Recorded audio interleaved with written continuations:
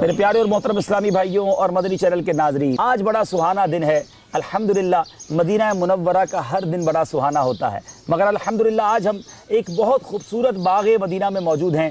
جی ہاں، باغ مدینہ کا تذکرہ سنتے تھے، آج حقیقی طور پہ باغ مدینہ میں ہم موجود ہیں، اور الحمدللہ اس باغ کو خاص ایک نسبت بھی حاصل ہے کہ یہاں پر نبی پاک علیہ السلام تشریف لائے اور آپ کی مبارک اونٹنی کے قدموں کے نشانات، جی ہاں، میرے آقا علیہ السلام کے قدموں کے لیے تو پتھر موم ہو جایا کرتا، اور جا بجا نبی پاک علیہ السلام کے قدموں کے نشانات ہوئے، مگر میرے آقا کی مبارک اونٹنی کے قدموں کے نشانات اس مبارک باغ میں موجود ہیں۔ آئیے پہلے آپ کو وہ مناظر دکھاتے ہیں۔ صلو علی الحبیب صلی اللہ تعالی علی محمد صلی اللہ علیہ وسلم۔ پیارے اور محترم اسلامی بھائیوں، مدنی چینل کے ناظرین، نبی پاک علیہ السلام جو سراپا معجزہ ہیں، بے شمار معجزات میرے آقا سے ظہور ہوئے، اور ایک ایسا معجزہ کہ نبی پاک علیہ السلام کے لیے پتھر موم ہو جایا کرتا۔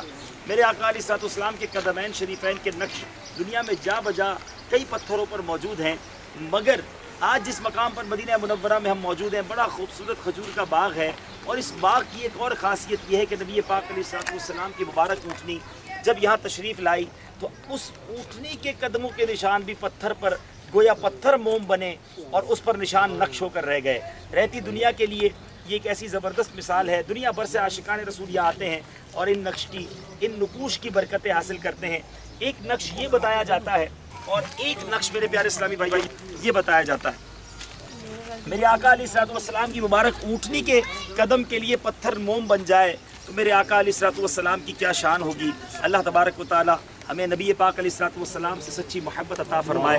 اعلیٰ حضرت کا وہ شعر مجھے یاد آ رہا ہے، دل کرو ٹھنڈا میرا وہ کفے پہچان سا، دل کرو ٹھنڈا میرا وہ کفے پہچان سا، سینے پہ رکھ دو ذرا تم پہ کروڑوں درود، آقا سینے پہ رکھ دو ذرا تم پہ کروڑوں۔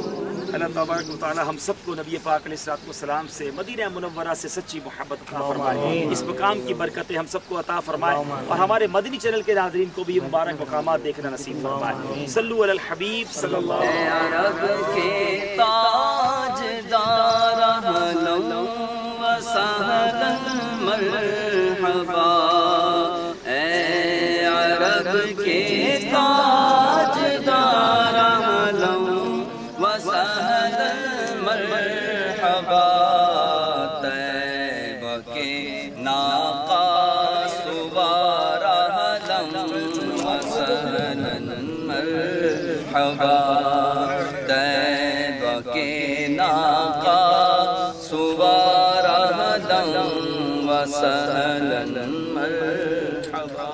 صلو علی الحبیب صلی اللہ تعالی علی محمد۔ مجھے اپنی اور ساری دنیا کے لوگوں کی اصلاح کی کوشش کرنی ہے انشاءاللہ۔